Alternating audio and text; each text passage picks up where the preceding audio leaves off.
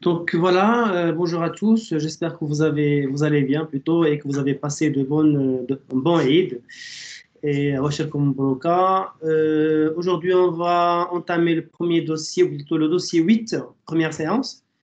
Ça sera d'abord, comme début, le texte que vous voyez devant vous, les nanotechnologies avancées au danger, comme vous pouvez le voir.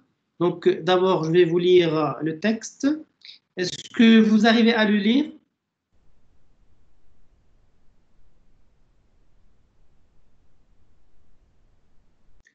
Donc, je peux lire sans problème.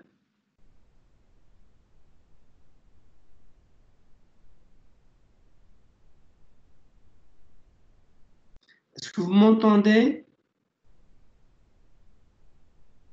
Oui, oui, professeur. D'accord. Donc, nanotechnologie avancée ou danger, comme vous pouvez le voir. On parle toujours du domaine du nano et on a déjà défini la nanotechnologie comme une discipline ou bien une science qui cherche à, ou bien qui fait des recherches et des inventions au niveau du nanomètre.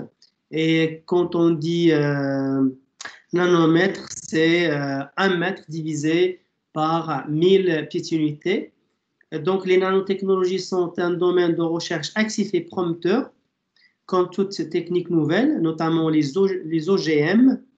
Elles posent des problèmes éthiques, leurs bienfaits et leurs inconvénients éventuels font débat. Premièrement, leur caractère d'invisibilité rend difficile la maîtrise et l'identification de leurs effets. Elles sont sur ce point semblables au nucléaire. Pourtant, en médecine, c'est justement ce caractère qui en fait tout l'intérêt. Les nanoparticules pouvant atteindre le cœur des cellules, on espère s'en servir dans un but thérapeutique. Cependant, la qualité des nanomédicaments n'étant pas encore maîtrisée, comme celle des médicaments classiques, des questions se posent encore.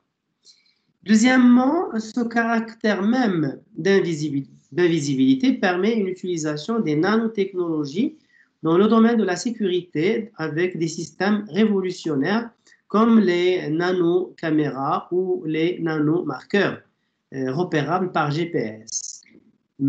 Mais dans le même surveillance est-elle compatible avec notre liberté ou la protection de notre vie privée? Il est important de s'interroger afin de déterminer si ces dispositifs sont acceptables et à quelles conditions. Dans un troisième temps, la rapidité du développement des nanotechnologies implique un autre problème. Nous manquons de recul pour en mesurer les impacts. Alors, comment réagir en conséquence, en particulier sur le long terme? Enfin, une dernière question se pose. Les pays les moins développés n'ont pas les mêmes capacités à investir dans la recherche-développement. Ainsi, cette course en nanotechnologie ne risque-t-elle pas d'occasionner une nouvelle fracture en renforçant les inégalités entre pays en développement et pays développés? En conclusion, nous pouvons dire que les nanotechnologies constituent un champ d'exploration immense, aussi bien du point de vue des incertitudes que des promesses. Il faut trouver un moyen de développer les recherches sur ces incertitudes pour les transformer en certitudes et donner toutes ces chances à ce domaine novateur. Donc, ici, c'est une lecture globale du texte. Est-ce que vous pouvez me répondre d'abord pour la première question que vous suggère le titre du document? Nanotechnologie avancée ou danger? Qu'est-ce que vous comprenez? Mais qu'est-ce que ça vous inspire?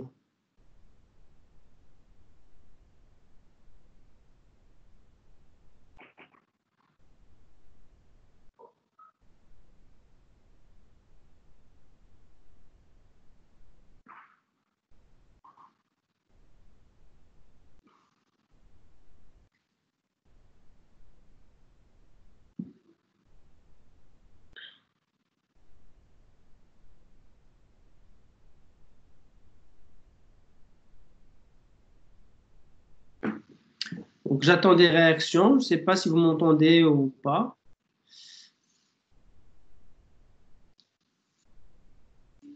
En tout cas, ici, le sujet, ça concerne une manière de se poser une question. Bien, l'auteur se pose une question, est-ce que la nanotechnologie est une science qui nous permettra d'avancer ou bien elle constituera un danger pour l'humanité en général, vu que la nanotechnologie, c'est plutôt une science qui cherche de rendre les choses de plus en plus petites et plus en plus performantes. Comme on a déjà cité l'exemple du téléphone à un certain moment, mais à un certain temps, le téléphone était d'une taille proportionnelle par rapport à l'homme. Mais grâce à la nanotechnologie et à l'avancée des sciences, on a pu avoir un téléphone de plus en plus petit, mais encore de plus en plus performant. Donc, est-ce que vous m'entendez, s'il vous plaît? Oui, oui, professeur. Donc, je vais relire le texte pour pouvoir l'expliquer, mais avant, j'aimerais bien avoir une réponse à cette question. Quel type de textes sont-ils donnés ou bien annoncés? Un récit, une argumentation, une description? Argumentation. Oui, c'est ça, c'est une argumentation puisque vous avez 1, 2, 3, 4 et 5. C'est-à-dire, premièrement, c'est un argument. Deuxièmement, c'est un argument. Troisièmement, en quatrième lieu. Et en conclusion, ici, c'est un texte argumentatif bien structuré. Donc, je continue mon explication.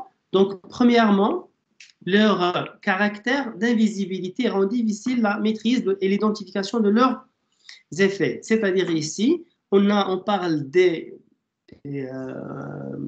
dispositifs nanotechnologiques, c'est qu'ils ont un caractère d'invisibilité, c'est-à-dire c'est très très petit et de telle manière on ne peut pas les voir à l'œil nu et par conséquent on ne peut pas prétendre leurs effets.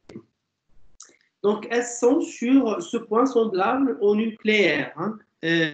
Pourtant, en médecine, c'est justement ce caractère qui en fait tout l'intérêt parce que vous savez que la médecine, c'est le domaine qui a bénéficié le plus de la nanotechnologie puisque aujourd'hui, on peut faire des opérations sans avoir besoin d'ouvrir le corps. On peut même infiltrer une caméra et des petits appareils qui peuvent faire des opérations à l'intérieur du corps sans pouvoir ouvrir le corps grâce à la nanotechnologie et grâce aussi aux appareils qui ont été conçus par la nanotechnologie. Donc, les nanoparticules pouvant atteindre le cœur des cellules, on espère s'en servir dans un but thérapeutique. Cependant, la qualité des nanomédicaments n'étant pas encore maîtrisée comme celle des médicaments classiques, des questions se posent encore. Donc là, ici, que l'auteur se pose une question, bien donne une remarque, c'est que la qualité des nanomédicaments n'étant pas encore maîtrisée. Donc là, comme bien sûr les médicaments classiques. Deuxièmement, ce caractère même d'invisibilité permet une utilisation des nanotechnologies dans le domaine de la sécurité avec des systèmes révolutionnaires comme les nanocaméras ou les nanomarqueurs repérables par GPS. Ici, on parle d'un caractère positif, c'est-à-dire que oui, les nanocaméras ne sont pas visibles, etc. Voilà. Mais dans le même temps, une telle surveillance est-elle compatible avec notre liberté ou la protection de notre vie privée? C'est-à-dire, si bien sûr la nanotechnologie a donné lieu à des caméras de petite taille, parfois invisibles, même on peut avoir par exemple un bouton ou de cheveux qui peut être une caméra. Donc, est-ce que c'est bon du côté que c'est invisible ou bien est-ce que c'est mauvais puisque ça peut atteindre notre liberté privée? Puis, pardon, troisième lieu, en troisième temps, la rapidité du développement des nanotechnologies, puisque les nanotechnologies connaissent un développement rapide, implique un autre problème. Nous manquons de recul pour en mesurer les impacts. C'est-à-dire que la science continue à avancer, les nanotechnologies continuent à avancer, mais on ne fait pas de recul pour voir quel est l'impact négatif de ce développement sur l'être humain en général. Alors, comment réagir en conséquence, en particulier sur le long terme? Enfin, une dernière question se pose. Les pays les moins développés n'ont pas les mêmes capacités à investir dans la recherche-développement. Voilà, vous savez que la recherche scientifique, que ce soit dans les facultés, dans les laboratoires, etc., ça nécessite un budget financier. Et les pays qui n'ont pas ce budget, n'ont pas suffisamment de ressources financières, qui n'ont pas une économie très développée, par la suite, ils ne peuvent pas investir dans la recherche scientifique. Et si on n'arrive pas à investir dans la recherche scientifique, on sera toujours en dépendance aux autres pays qui sont développés et qui produisent des inventions. Ainsi, cette course aux nanotechnologies ne risque-t-elle pas d'occasionner une nouvelle fracture en renforçant les inégalités entre pays en développement et pays développés? Donc, c'est ce que je viens d'expliquer. Ce décalage qui existe déjà en matière d'économie entre pays développés et pays sous-développés implique forcément un certain investissement de la part des pays développés et qui ont une économie forte dans tout ce qui est recherche scientifique. Et par la suite, on peut avoir plus d'inventions. Et si on a plus d'inventions, bien sûr, on vend nos inventions, mais on peut avoir des ressources économiques supplémentaires, ce qui renforce de plus notre économie. Et vice-versa pour les pays développés, ils ne produisent pas d'inventions, ils ne vendent pas, ils continuent à consommer, et par la suite, ce sont des pays qui continuent à exister dans la pauvreté. Et en conclusion, nous pouvons dire que les nanotechnologies constituent un champ d'exploration immense, bien aussi bien du point de vue incertitude que des promesses. Il faut trouver un moyen de développer les recherches sur ces incertitudes pour les transformer en certitudes et donner toutes ces chances à ce domaine novateur. Donc on passe, est-ce que vous avez une question sur le texte, s'il vous plaît?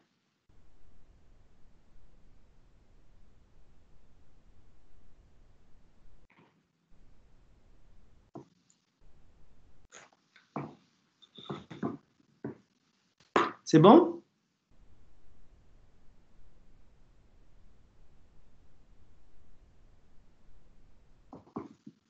OK. Donc, on passe directement aux questions. Voilà. Donc, lisez le texte et répondez aux questions. Donc, on va lire les questions. Par la suite, on va revenir au texte pour pouvoir répondre. Pourquoi les nanotechnologies font-elles débat? Deux autres sujets polémiques sont cités en exemple. Lesquels? Pourquoi parle-t-on de nouvelles fractures en connaissance? En connaissez-vous d'autres? Retrouvez et résumez les 4 questions majeures soulevées par les nanotechnologies. Donc, je reviens à la première question. Pourquoi les nanotechnologies font-elles débat?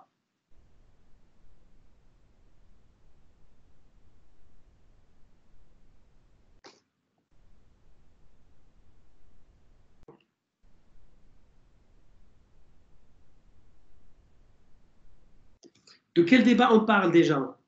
Regardez l'entête du texte. La réponse, elle est là, juste dans l'entête de votre texte.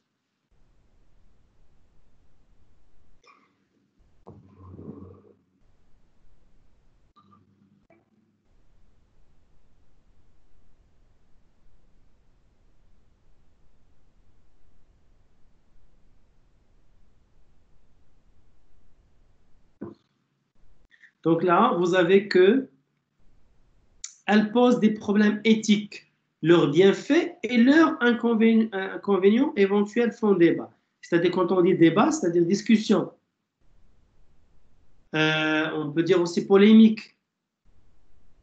Parce que ici, on parle des bienfaits, on parle des inconvénients, c'est-à-dire des avantages et des inconvénients, des plus et des moins, choses bonnes, choses mauvaises.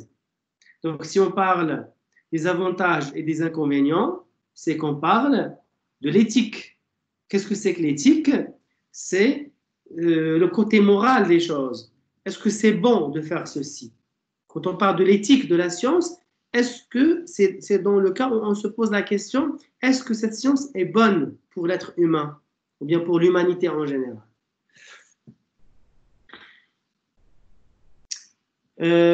Deux autres sujets polémiques sont cités en exemple lesquels?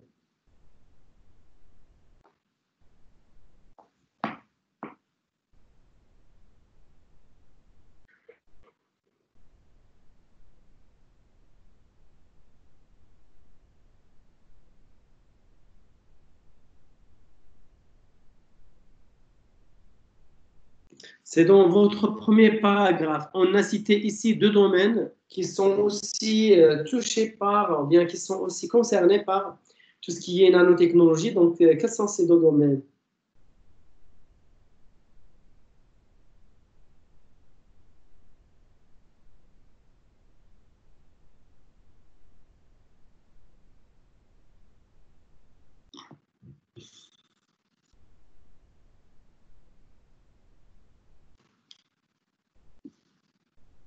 Regardez ici, on parle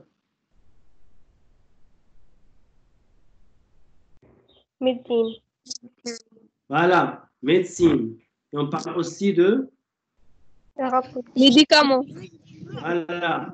Donc, le domaine de médecine et le domaine de médicaments, ce sont deux domaines aussi qui sont très touchés par la nanotechnologie, mais certaines questions se posent encore. Je passe à la question 3. Pourquoi parle-t-on de nouvelles fractures? En connaissez-vous d'autres? On parle de nouvelles fractures entre quoi et quoi?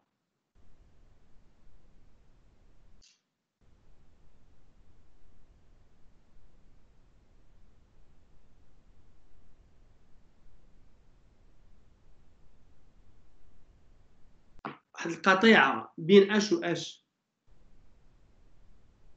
entre les pays en développement et les pays développés.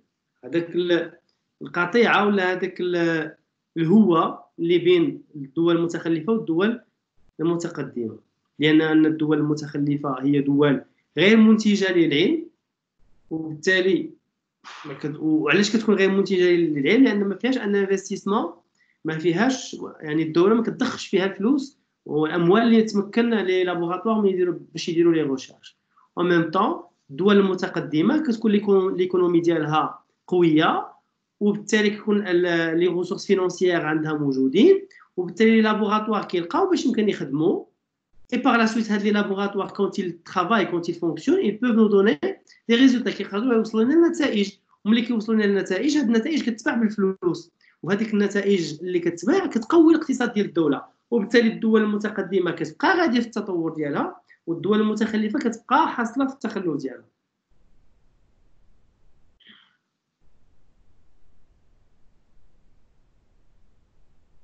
واش كتعرفوا اون كونيسيفو دوطخ؟ واش كتعرفوا واحد يعني دوطخ فراكتور؟ يعني ملي كنتكلموا على les fractures entre pays développés et sous-développés, est-ce que vous connaissez d'autres fractures entre, je sais pas, entre pays مثلا؟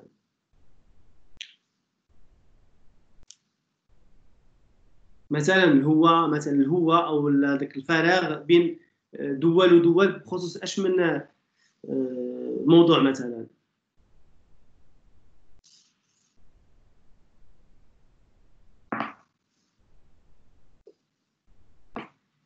Dans ce sens-là, on peut parler de cette fracture ou bien de ce paradoxe nord-sud.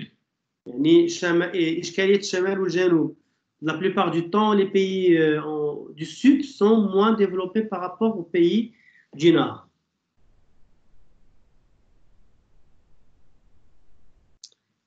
Donc, retrouvez et résumez les 4 questions majeures soulevées par les nanotechnologies.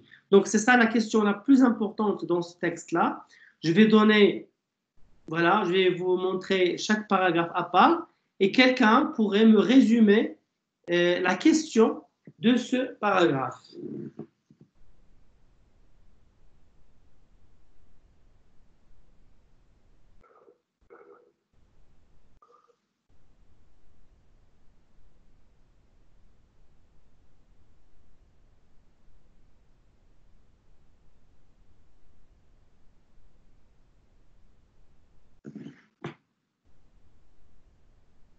Ici, on parle de deux domaines. On parle du domaine de médecine et du domaine des médicaments. Quelle est la question que cherche l'auteur à poser dans ce paragraphe concernant ces deux domaines?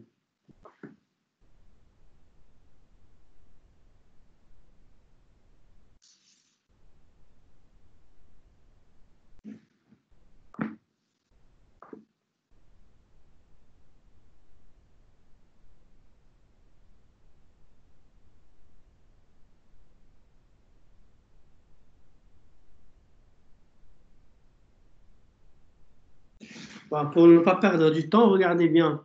Ici, on parle d'abord de médecine.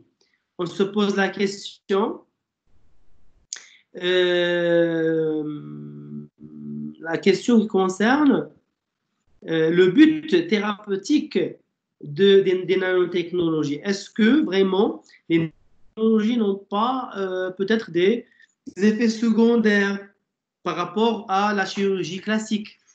Donc, on parle de la nanotechnologie par rapport à la nanotechnologie utilisée dans le domaine médical, par rapport à la chirurgie, par exemple, classique. Est-ce que les appareils utilisés les appareils issus de nanotechnologie utilisés dans le domaine médical n'ont pas d'effets secondaires par rapport à la chirurgie classique? Ça, c'est la première question. Deuxième question, ici, on compare les médicaments classiques par rapport aux nanomédicaments. Et on se pose la question, est-ce que les nanomédicaments se sont plus maîtrisés par rapport aux médicaments classiques? Donc, je passe au paragraphe 2 et je vais vous demander de soulever, bien d'enlever, bien de relever plutôt la question principale du paragraphe.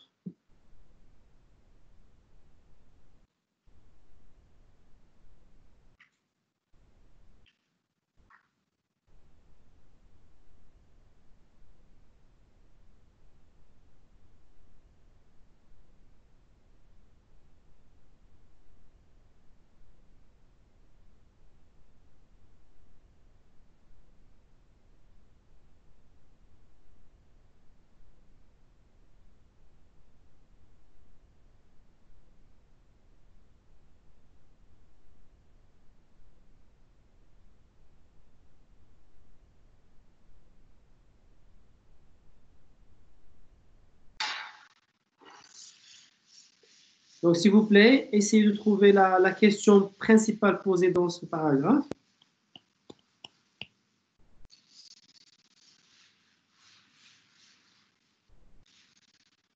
Regardez, on parle de caractère d'invisibilité. Et ce caractère d'invisibilité, est-ce qu'il ne pose pas de problème concernant notre liberté privée?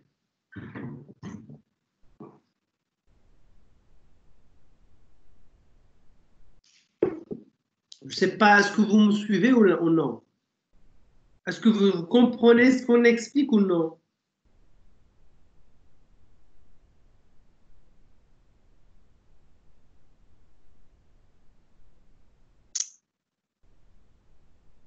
S'il vous plaît, est-ce que vous me suivez?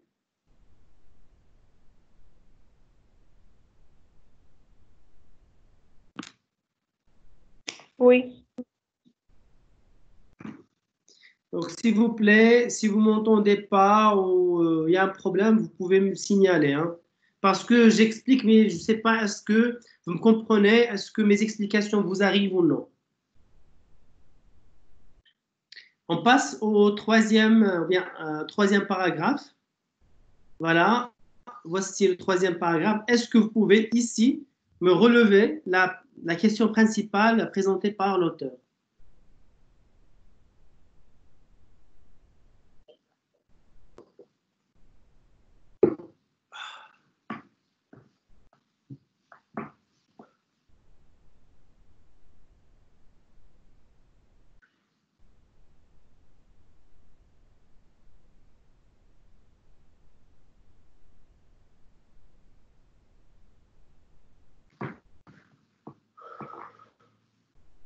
Ici, on se pose la question sur l'impact des nanotechnologies sur la santé de l'être humain.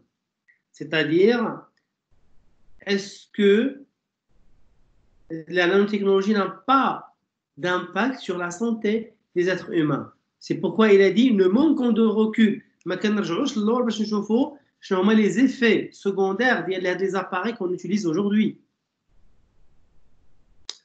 Et puis, quatrièmement, enfin, la dernière question qui se pose, ça concerne la fracture entre les pays développés et les pays sous-développés. Est-ce que cette fracture va continuer à exister?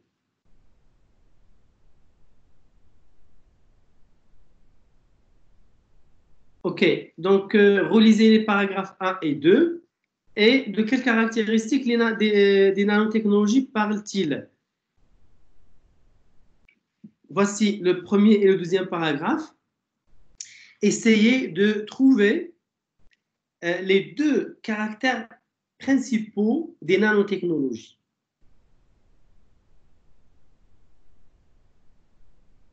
Savoir que la nanotechnologie, c'est un domaine qui pourrait être utilisé partout, hein, dans la biologie, dans la médecine, dans la chimie, la physique, l'électronique, c'est partout la nanotechnologie pourrait avoir une place.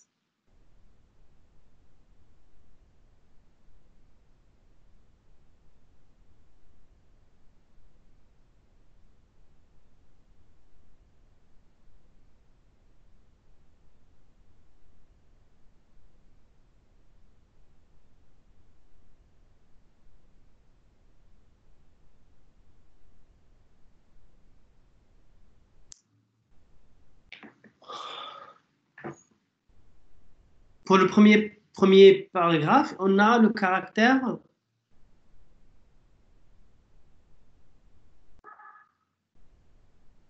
oui, le caractère d'invisibilité, qu'on pouvait le voir.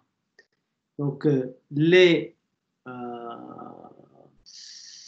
tous les produits hein, émanant du domaine de la nanotechnologie sont caractérisés par l'invisibilité, c'est-à-dire des dispositifs qui sont trop petits. Et deuxième caractère,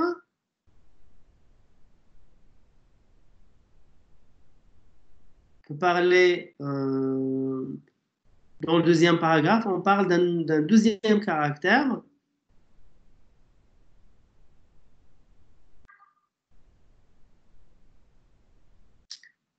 On peut parler du côté de la liberté ou de la protection de notre vie privée. C'est que les nanotechnologies ne respectent pas notre vie privée. Et pourquoi ils ne respectent pas notre vie privée? Parce que tout simplement, ils sont liés à ce caractère d'invisibilité. Donc, le manque, on a l'invisibilité et le manque de ce respect à la vie privée des gens. Relevez les applications négatives et positives de cette caractéristique et classez-les dans le tableau. Donc, la caractéristique, c'est quoi la caractéristique? C'est la caractéristique de l'invisibilité. D'accord? Ce caractère d'invisibilité, il a des applications négatives et des applications positives. Prenons d'abord les applications négatives dans le premier et le deuxième paragraphe. Les applications, on commence par négatives. Allez-y.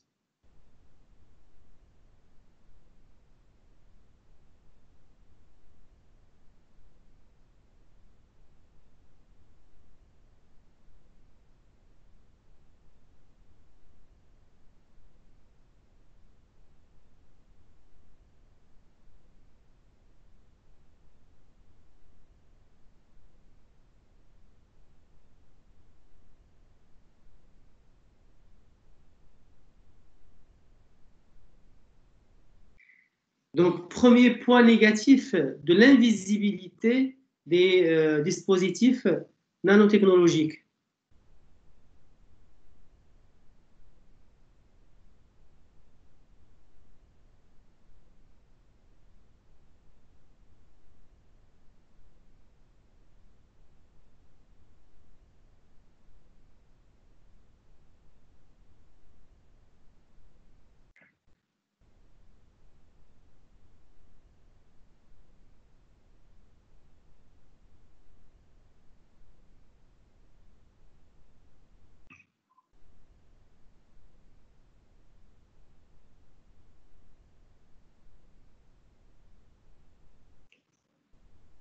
Vraiment, je ne sais pas si vous me suivez comme il faut, vous ne comprenez pas. Premier point négatif, c'est que ce caractère d'invisibilité ne permet pas de protection de notre vie privée. Deuxième point, c'est que on n'arrive pas à faire un recul sur ces dispositifs pour voir est-ce que c'est bon pour la santé ou est-ce que c'est pas bon. Les applications positives, yalla. Qu'est-ce qui est positif dans l'utilisation des dispositifs nanotechnologiques?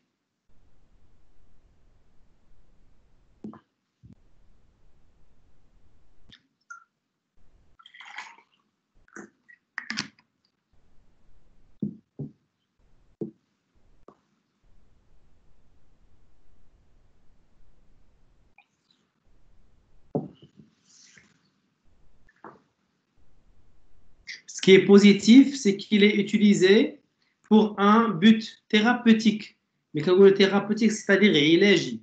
Mais il y a des dispositifs qui sont de petite taille et qui peuvent servir le domaine médical, c'est-à-dire on peut faire des opérations chirurgicales, des dispositifs qui sont tout petits sans avoir besoin d'ouvrir le corps, etc. Tout ça, c'est positif. Donc, quand les dispositifs nanotechnologiques sont utilisés à but thérapeutique, ça, c'est positif. Quand on arrivera à maîtriser les nanomédicaments, ça, c'est positif. Aussi, euh, ce côté esthétique et d'invisibilité des dispositifs nanotechnologiques, c'est aussi important. Les nanomarqueurs ou les nanocaméras sont repérables aussi par GPS, ça c'est positif.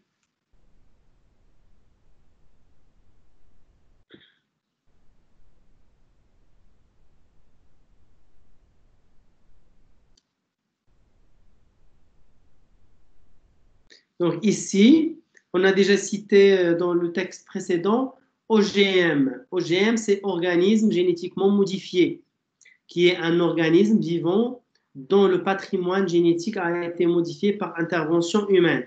L'OGM, on l'a déjà vu dans le cours, je pense, en S1. Donc les OGM, ce sont des organismes génétiquement modifiés, comme on a déjà vu les carottes de plusieurs couleurs, le maïs noir, et d'autres aliments qui peuvent être modifiés génétiquement. C'est ce qu'on appelle les OGM. Quand on parle de l'éthique, c'est aussi un terme qui a beaucoup été cité. C'est un nom féminin, une éthique, ensemble des principes moraux qui font à la base, ou bien qui sont à la base de la conduite de quelqu'un, c'est-à-dire qui concerne la morale. On dit par exemple l'invention de la bombe nucléaire. Oui, c'est une invention, c'est quelque chose de très important pour la science. On a pu arriver à avoir une invention. Mais du côté moral, éthique, une bombe, c'est destructif, c'est pour les guerres. Donc, moralement, éthiquement parlant, c'est pas bon. Mais pour l'évolution de la science, c'est bon. C'est ça, lorsqu'on parle de l'éthique, c'est le côté moral de la chose. Est-ce que l'invention scientifique, elle est bonne pour l'être humain ou non? Quand on parle du GPS, c'est un sigle. Quand on dit un sigle, c'est l'initiale d'un ensemble de mots. Donc G, c'est l'initiale de Global, P, Positioning, et S, System, système de localisation mondiale, ou bien système américain de navigation et de localisation par satellite. Donc voilà, on a déjà répondu à ces questions-là. On a dit que le texte il est argumentatif. Et voilà le texte qu'on vient de lire. Si on a les questions, voilà. Donc, caractéristique, c'est l'invisibilité, hein, comme vous pouvez le voir. Les applications négatives, c'est grâce aux nanocaméras, nanomarqueurs, repérables par GPS. Les applications positives, c'est les nanoparticules et aussi les nanocaméras.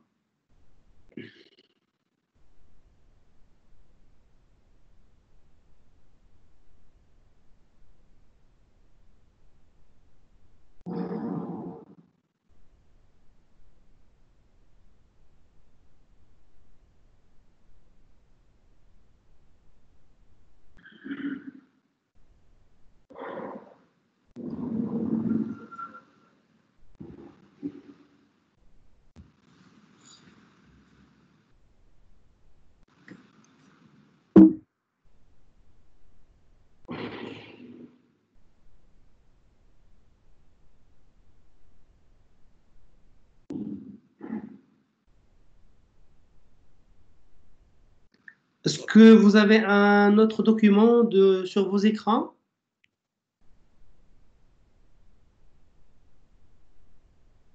Oui, professeur. D'accord. Ici, on a un enregistrement qu'on va écouter et par la suite, on va répondre aux questions que vous avez devant vous. D'accord? Mais avant d'écouter l'enregistrement, je vais vous présenter ici un ensemble de termes. On a patrimoine génétique ou bien génome, c'est l'ensemble du matériel génétique d'un être. Donc, quand on parle d'un génome, c'est un mot et un terme biologique. C'est un génome, c'est-à-dire le patrimoine génétique. Et qu'est-ce que c'est que le patrimoine génétique? C'est l'ensemble du matériel génétique d'un être humain, ou bien même d'un animal, hein, d'un être en général. Éradiquer, c'est faire disparaître, faire cesser, éradiquer une épidémie, par exemple. Ici, on vit dans cette période de coronavirus. C'est une période qui est caractérisée par la propagation de ce virus-là, Covid-19. Donc, jusqu'à présent, on est toujours en situation de confinement, c'est-à-dire que le virus existe toujours. On ne peut parler du cas du fait bien, de dire qu'on a éradiqué le virus, c'est le moment où on n'a plus personne qui est atteinte de ce virus. C'est ça, éradiquer, c'est-à-dire اقتلاع واحد المالادي من الجذور ديالها. Palliatif qui atténue ou supprime les symptômes d'une maladie, mais n'en traite pas les causes. Donc, on peut parler d'un médicament palliatif. Donc, un médicament palliatif, comme par exemple, on parle dans cette période de Covid-19 de la chloroquine.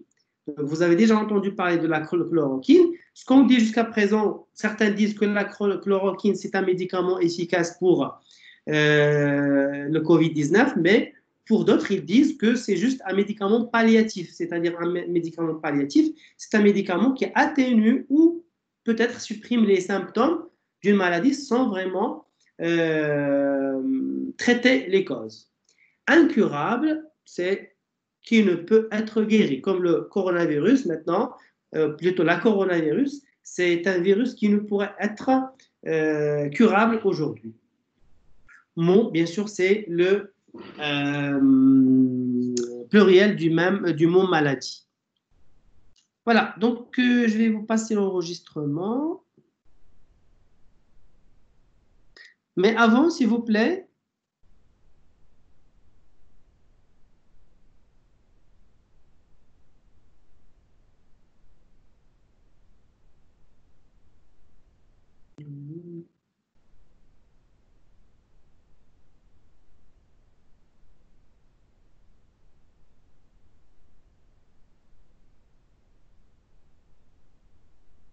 Dossier 8, page 101. mais avant, on a besoin de lire les questions. Écoutez l'enregistrement et répondez. Il s'agit d'abord d'un journal d'information, d'un débat ou d'un entretien. Ensuite, quels sont les noms, titres et métiers des deux invités? Donc, nom, titre et voilà, titre et métier des deux invités. Quel est le sujet de l'émission? Donc, je vous invite à suivre. Activité 5 à 8. Bonjour et bienvenue à tous nos auditeurs dans notre émission scientifique du week-end Électrons libres. Le sujet que nous allons aborder aujourd'hui est aussi important que polémique. La thérapie génique, ou ce que l'on a l'habitude d'appeler le clonage thérapeutique, est une question fondamentale relevant tout droit de la bioéthique. Nous avons invité pour vous, chers auditeurs, deux éminents professeurs pour débattre de cette question passionnante et passionnée. Il s'agit du professeur Sahar Alaoui, praticienne et enseignante à la faculté de médecine de Rabat, et du professeur Malia Ben Saïd, praticienne au CHU de Casablanca. Professeur Malia Ben Saïd, avant d'entrer dans le vif du débat qui nous réunit aujourd'hui, voulez-vous nous définir ce qu'est la thérapie génique? Oui, tout d'abord, je vous remercie de nous avoir invités. Bonjour à tous ceux qui nous écoutent. La thérapie génique, c'est une méthode thérapeutique qui repose sur une idée simple. Corriger les défauts des gènes en injectant un gène sain dans une cellule pour remplacer le gène défectueux responsable d'une maladie. Souvent, Ces gènes malades ne produisent pas assez de protéines, substances nécessaires au bon fonctionnement de l'organisme. Il s'agit donc d'utiliser des gènes comme médicaments pour traiter certaines maladies génétiques. Mais ces technologies en est encore au stade expérimental. Oui, je me permets de vous interrompre pour préciser encore les choses. On distingue deux types de thérapie génique. Celle dont le professeur Ben Saïd vient de parler, la thérapie génique somatique, où les gènes sont introduits exclusivement dans des cellules somatiques, c'est-à-dire non sexuelles, et la thérapie génique germinale, quand elle concerne les cellules sexuelles. Ça, c'est une technique qui n'est pas encore maîtrisée. Il consisterait à appliquer la thérapie génique soit à un embryon au stade précoce, soit aux cellules germinales d'un adulte, c'est-à-dire les ovules pour les femmes, les spermatozoïdes pour les hommes. Le gène introduit serait alors transmis à toutes les cellules du futur individu, modifiant ainsi son patrimoine génétique. Oui, et c'est bien là le danger. Ah, nous voilà au cœur du débat. Bien sûr, la technique décrite par le professeur Sahar Alaoui pose de réelles questions éthiques, notamment parce qu'elle touche au patrimoine génétique de l'homme. C'est pourquoi elle est interdite à l'heure actuelle pour l'être humain. Par contre, on la teste chez l'animal. Je comprends votre position et l'argument que vous avez avancé. Toutefois, il ne faut pas perdre de vue que cette thérapie est un moyen sûr pour éradiquer la maladie. Elle propose plus que les autres techniques. Elle ne représente pas seulement un moyen palliatif, elle pourrait représenter le seul remède efficace à certaines maladies génétiques. Oui, mais pour le moment, cher professeur, il me semble qu'on manque de recul et que la thérapie germinale entraîne trop d'incertitudes scientifiques et de risques cliniques. Pour moi, le devoir du médecin est de soulager son patient. La médecine doit également permettre aux futurs parents de ne pas avoir à s'inquiéter de savoir s'ils vont ou non transmettre des maladies héréditaires incurables à leurs enfants. Pour moi, vous faites passer l'intérêt de la science avant celui des patients, professeur. Le danger de ce type de thérapie, c'est qu'elle ouvre la porte aux modifications du génome humain pour des raisons autres que médicales. De plus, le coût élevé de ces thérapies ne la rendra pas accessible à tout le monde. Imaginez un peu, si seulement quelques groupes aisés financièrement ont accès à ces soins, vous ne pensez pas qu'on risque de créer des groupes sociaux sans défaut et d'autres porteurs de tous les maux ? C'est aux autorités publiques qu'il reviendra alors de réglementer l'usage de cette thérapie, en prenant en considération les aspects économiques, juridiques et éthiques en concertation avec tous les acteurs. Nous voici arrivés au terme de notre émission. Merci, mesdames, pour vos avis éclairés sur cette question difficile. Chers auditeurs, à vous de vous faire votre opinion. Vous pouvez nous faire part de vos réactions sur notre site internet. Voilà, donc là, on répond d'abord aux questions qui sont sur l'exercice 5. Il s'agit d'un journal d'information, débat ou entretien? Journal d'information. Non, parce que le journal d'information, هو اللي كنشوفوا في التلفازة ولا في la radio كيكون الأخبار, les informations. Ça, c'est pas un journal d'information.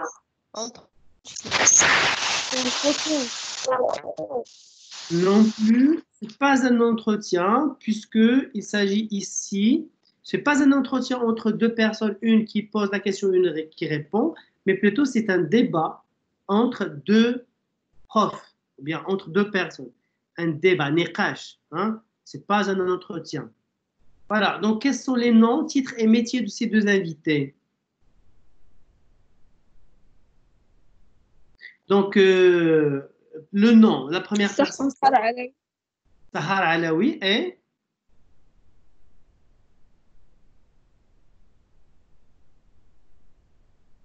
on avait Sahar Alaoui et d'abord, qui est Sahar Alaoui?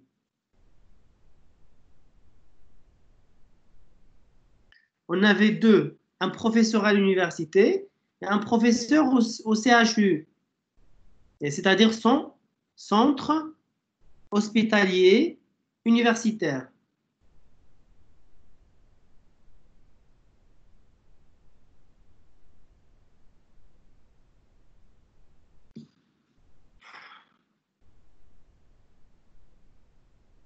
Regardez bien, je vais encore...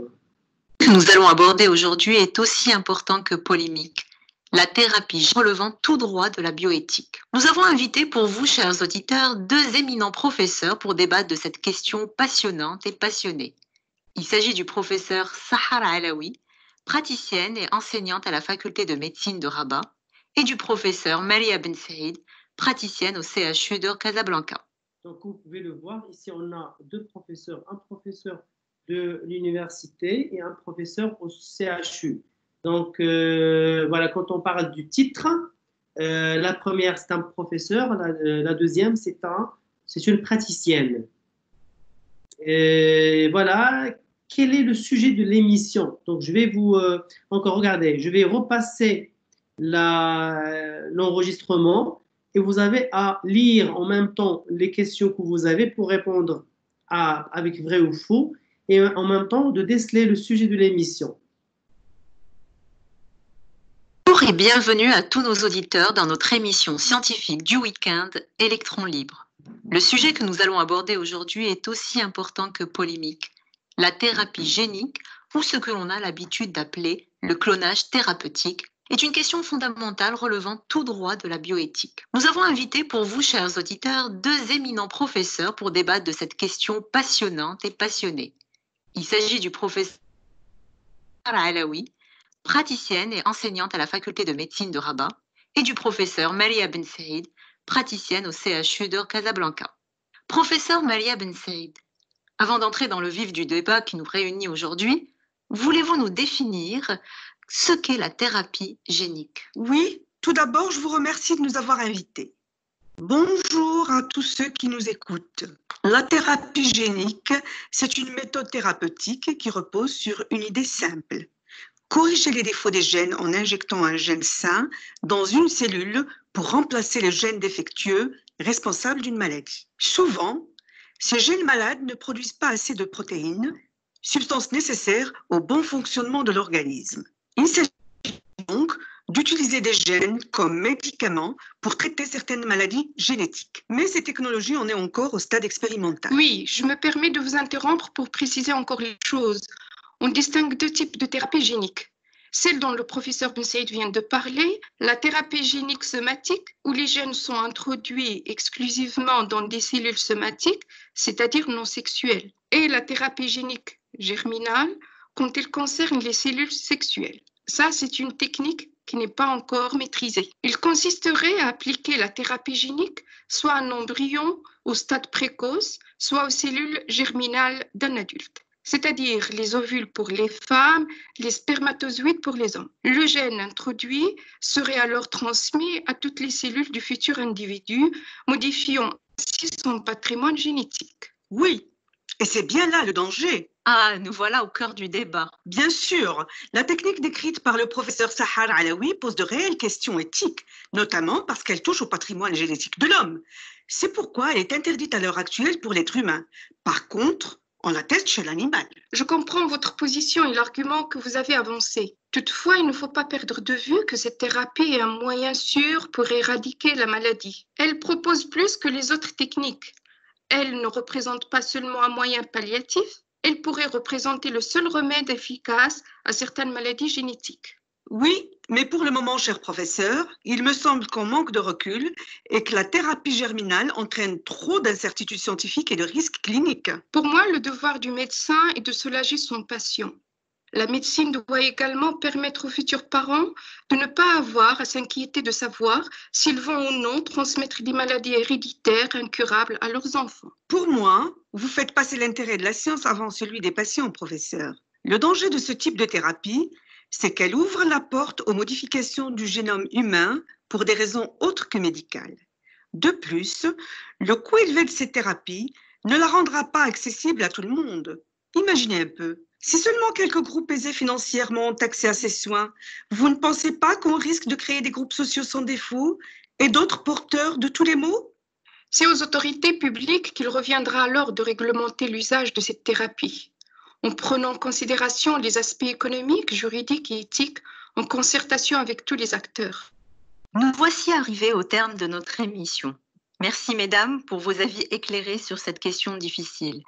Chers auditeurs, à vous de vous faire. Donc, s'il vous plaît, quel est le sujet de l'émission,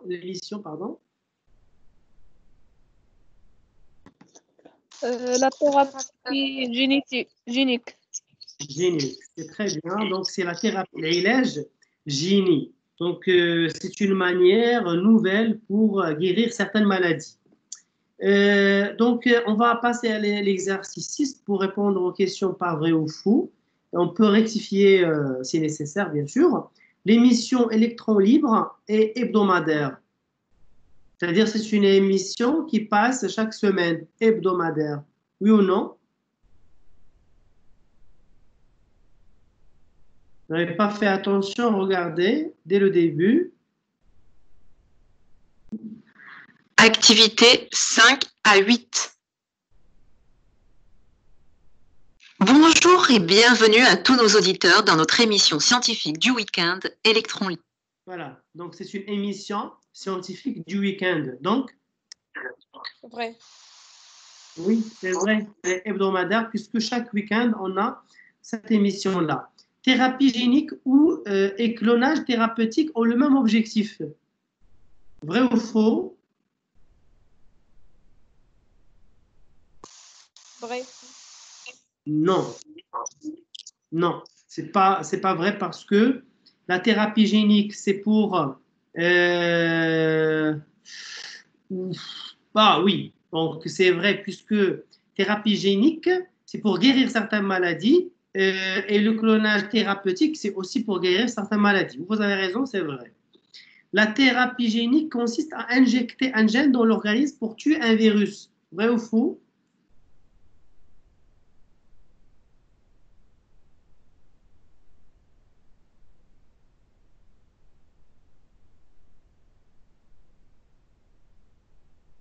La thérapie génique, hein? Faux. Oui, c'est faux. C'est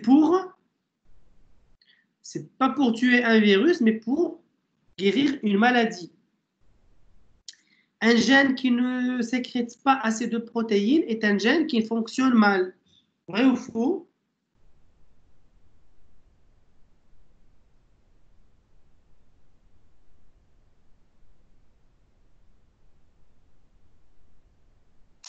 C'est faux. C'est faux.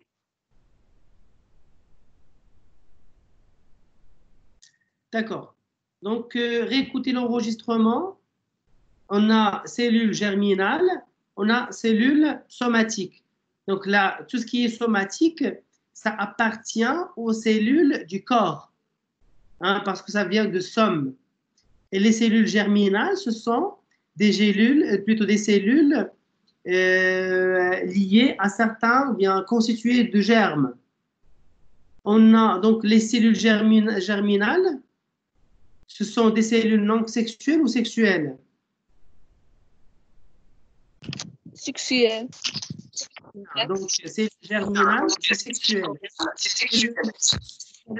C'est non sexuel.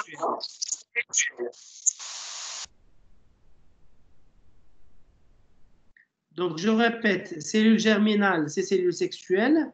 Cellules somatiques, c'est non sexuel. Donc, il existe deux types de thérapies géniques. Lesquelles?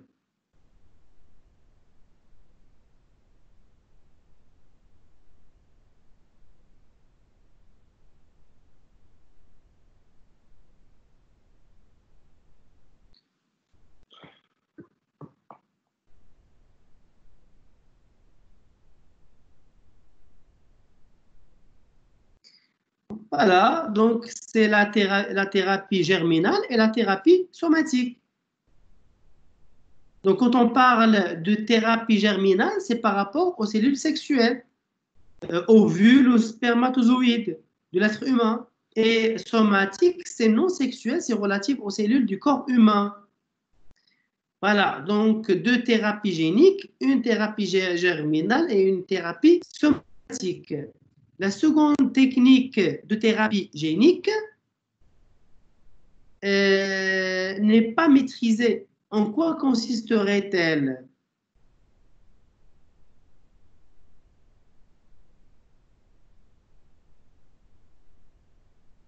Consiste à injecter un gène dans l'organisme pour guérir une maladie ou pour faire une transformation sur la cellule.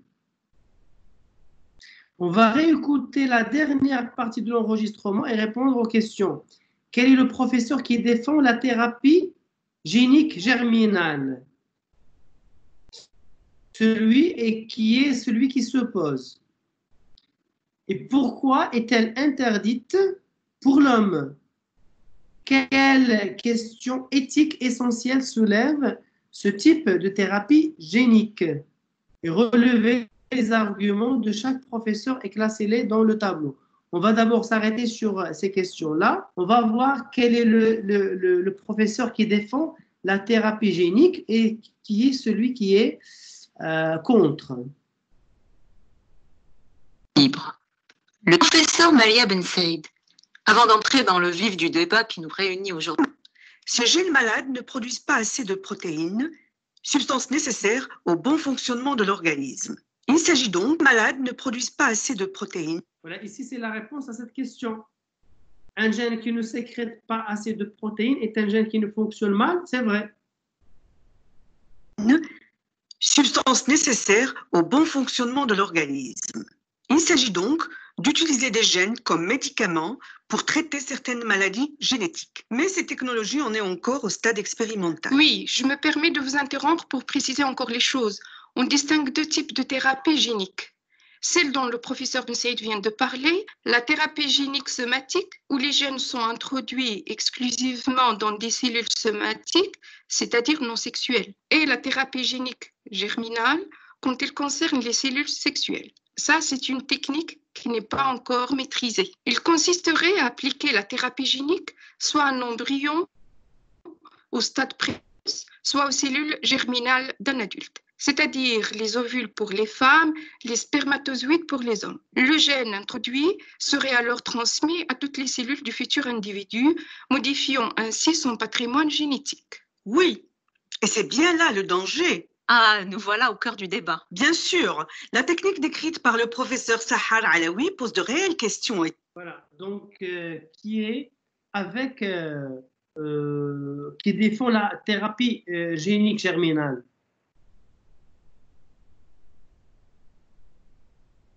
C'est le professeur Ben Saïd. voilà, Ben Saïd. Et celui qui est contre, qui s'y pose, c'est Sahar Alaoui. Pourquoi est-elle interdite pour l'homme? Regardez, باش نشرح لكم شنو هي لا ثيرابي سوماتيك. كناخذوا واحد لو جين من عند واحد الانسان اللي هو صحيح. On l'introduit dans les cellules somatiques, يعني les cellules العاديين ديال لو كور ديال واحد الانسان عنده un problème de maladie génétique. C'est-à-dire pour guérir هاد la maladie génétique ديالو. وكاين لا ثيرابي جيرمينال اللي هي كتدخل في التغيير ديال الجينات ديال لي فوتور ديسوندون ديال واحد ان هوم ولا اون فام. c'est-à-dire كنقدروا نبدلوا مثلا في اللون ديال العينين ولا في لا كولور ديال لا بو ولا ديال لي شيفو ايتترا. C'est pourquoi madame la dame qui est contre la thérapie germinale et surtout qu'elle n'est pas bien maîtrisée, c'est que قالت لها غادي يكون عندنا par la suite une classe d'êtres humains qui sont parfaits et d'autres qui portent tous les maux du monde. Donc, pourquoi elle est interdite pour l'homme? Parce qu'elle n'est pas encore maîtrisée. Et aussi, elle va créer une discrimination entre les gens. Quelle question éthique essentielle soulève ce type de thérapie génique? Est-ce que vous avez une réponse?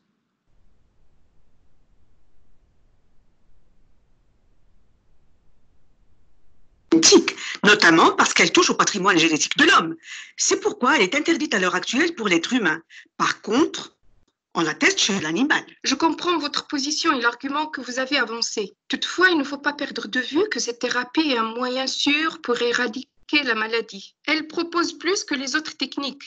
Elle ne représente pas seulement un moyen palliatif, elle pourrait représenter le seul remède efficace à certaines maladies génétiques. Voilà, donc ici, quelle question éthique essentielle se lève ce type de thérapie génique? C'est comme je l'ai tout à l'heure souligné, c'est qu'elle pose un problème en matière que ça va nous donner deux types de personnes, bien deux classes de personnes, des personnes qui sont parfaits et des personnes qui portent tous les maux du monde, comme Allah souligné. Donc voilà, ici, voilà, donc je vais m'arrêter là et je vais passer sur certaines. Voilà, ici vous avez le dialogue qui a été, ou bien le débat qui a été entre les deux personnes, professeur Maria Ben Saïd et aussi Sahar Alaoui.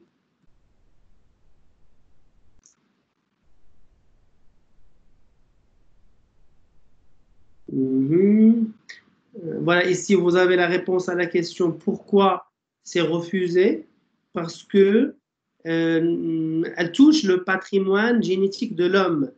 C'est pourquoi elle est interdite à l'heure actuelle par l'être humain. Voilà, donc toujours ici, on a déjà répondu aux questions que c'est un débat. Ici, un vocabulaire que nous avons déjà expliqué au début. C'est HU, comme je l'ai déjà souligné, c'est centre hospitalier universitaire. Somatique, c'est relatif au soma, ensemble de cellules qui constituent la masse du corps, à l'exclusion des cellules sexuelles qui se rapportent. Voilà, donc somatique, c'est qui se rapporte au corps de l'être humain. Gène, c'est segments d'ADN conditionnant la synthèse d'une ou de plusieurs protéines et dont la manifestation et la transmission d'un caractère héréditaire déterminé. Et palliatif, comme on l'a déjà expliqué, se dit d'un traitement qui n'agit pas directement sur la maladie, en particulier un traitement symptomatique, ou qui la soulage sans pouvoir la guérir. Si on a la réponse à l'exercice, voilà, l'exercice 7. Ici, la réponse quel est le professeur qui était pour et celui qui était contre. Voilà. Donc, je vais m'arrêter là.